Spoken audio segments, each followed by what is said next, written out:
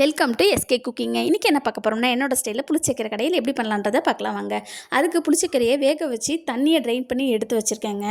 இந்த தண்ணியை பார்த்திங்கன்னா நீங்கள் பித்தளை பாத்திரத்துக்கு விளக்கிறதுக்கு யூஸ் பண்ணிக்கலாங்க. இந்த தண்ணியை வச்சு நீங்கள் விளக்குனீங்கன்னா பாத்திரம் நல்லா பளிச்சுன்னு ஆகிடும்.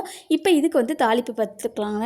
இப்போ கடாயில் ஒரு 3 டேபிள் ஸ்பூன் எண்ணெய் விட்டுருக்காங்க. 1 டேபிள் ஸ்பூன் கடுகு உளுந்த பருப்பு போட்டிருக்கேன். இது நல்லா பொரிஞ்சதுக்கப்புறம் பார்த்திங்கன்னா ஒரு 6 காஞ்ச மிளகா, ஒரு வெங்காயம் கட் பண்ணி வச்சுருக்கேங்க. அதையும் சேர்த்து நல்லா வதக்கிக்கோங்க. இதுக்கு தேவையான சால்ட்டை இதில் போட்டு வதக்கிக்கோங்க. இப்போ வடிச்சிருக்க அந்த கீரையை எடுத்து இதில் ஒரு 2 வதக்கிட்டு அதுக்கப்புறம் பார்த்திங்கன்னா ஆற விட்டு எடுத்து மிக்சியில் கிரைண்ட் பண்ணி எடுத்து வச்சு சாப்பாடில் போட்டு சாப்பிட்டிங்கன்னா நம்மளோட புளிச்சக்கீரை சூப்பராக இருக்குங்க. புளி சாதம் டேஸ்ட்டில் இந்த புளிச்சக்கீரை இருக்குங்க.